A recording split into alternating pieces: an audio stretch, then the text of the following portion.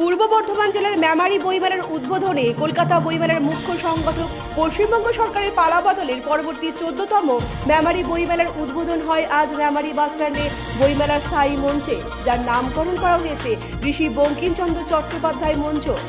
বইমেলা প্রাঙ্গণের নাম ভূমিশ্রী প্রাঙ্গণ করা হয়েছে। বইমেলার পতাকা উত্তোলন করেন মেমারি পৌরসভার চেয়ারম্যান, ভাইস চেয়ারম্যান সহ কাউন্সিলর বৃন্দ। পরে মঞ্চের ফিতে কেটে উদ্বোধন করেন কাটোয়ার বিধায়ক রবীন্দ্রনাথ চট্টোপাধ্যায় এবং বইমেলার সূচনা করেন সম্পাদক, এডিটরস ও book sellers guild Kolkata Tridip Chattopadhyay, যিনি আন্তর্জাতিক কলকাতা বইমেলার মুখ্য সংগঠক।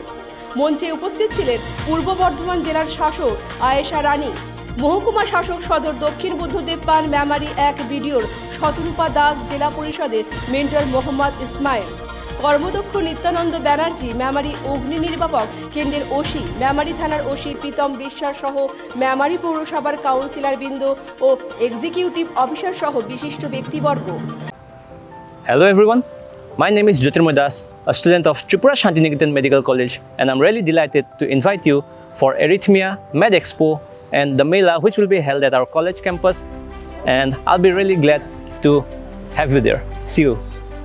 উদ্বোধনী অনুষ্ঠানের উদ্বোধক ত্রিদেব চট্টোপাধ্যায় বলেন, গুগল সহ সোশ্যাল মিডিয়া থেকে তথ্য পাওয়া যেতে পারে, যা সব সময় সঠিক হয় না, কিন্তু বই দিতে পারে জ্ঞান, শিক্ষা। সুতরাং সকলে একটি করে বই কিনে পড়ুন ও অপরকে পড়তে উৎসাহী করুন।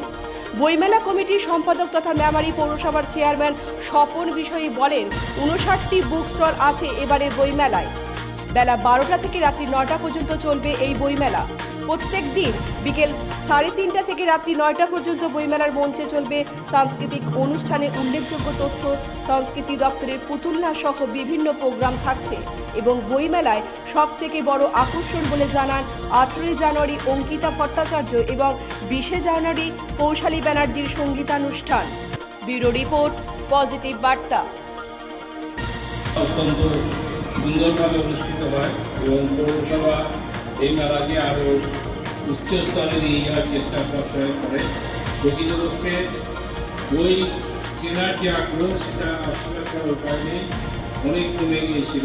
কিন্তু এই বই মেলাগুলো হওয়ার পর বইমেলার মাধ্যমে যখন বিভিন্ন প্রকাশনী অনেক দুষ্প্রাপ্য বই হাতে কাজে পাওয়া যায়, সহজেই মানুষ সেখান থেকে বই কেনেন। এর ফলে একদিকে যেমন বইয়ের বিক্রি অনেক বাড়ে, ঠিক তেমনি বই পড়ার আগ্রহটাও বাড়ে। স্বভাবতই এই ধরনের মেলা আগামী দিনে আমাদের পথ লাগাবে আশা করে সবাইকে ধন্যবাদ জানিয়ে আমার বক্তব্য শেষ করলাম। নমস্কার। আপনারা দেখছেন পজিটিভ বার্তা প্ল্যাটফর্ম।